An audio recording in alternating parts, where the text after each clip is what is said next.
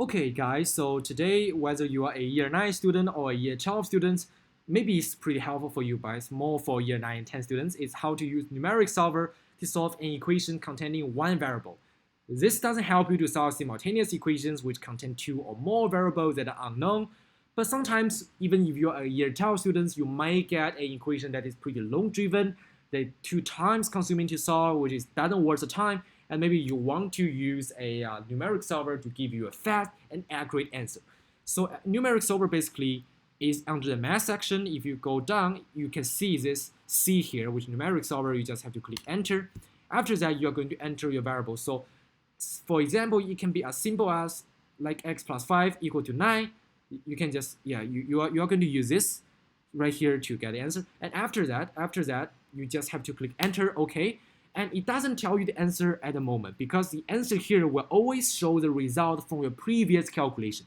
So to get the new result, you have to do alpha and solve. Although it's pretty kind of a bored, but that's how it works. The calculator is programmed in this way. So when you enter a new numeric solver equation, you have to go OK. And after OK, you are looking at the old answer. So in order to get the answer you want for the equation you just entered, you have to click alpha and then enter to get the equation you want. So this is just a simple example. It can also be more complicated. It can be harder. For instance, it can be something like, it can actually involve x squared.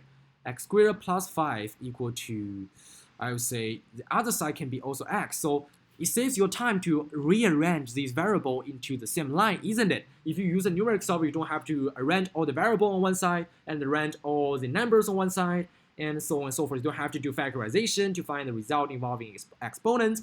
So it's pretty convenient. So this example, possibly I would say 5x.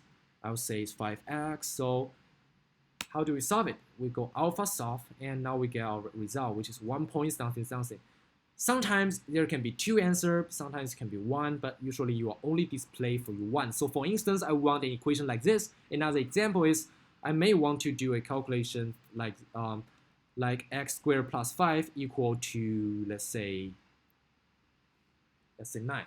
So in this case, the x will be either 2 or negative 2, because both of them after square will give you 4, and 4 plus 5 will give you 9. So the answer will be both 2 and negative 2.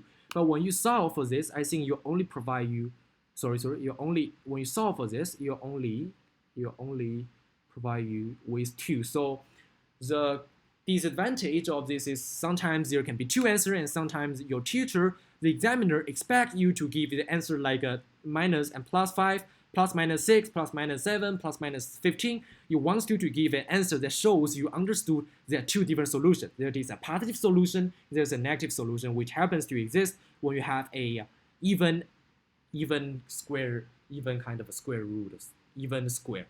Or like you have a power of 2, you have power of 4, and power of 6, they always have 2 answers. Because the negative number will always turn to a positive number as well. But you only give you 2, so for this equation right here, you have to keep in mind that, think in mind when you saw a power that is, when you see a power that is a square, and they'll show you an answer, you can automatically write the negative version of the answer together with this answer, like 2 and negative 2, in your examination answer box. So this is how you do a numeric solver in TI84 Plus for you to solve equation involving one unknown variable. So hope this video helped, and I'll see you in the future.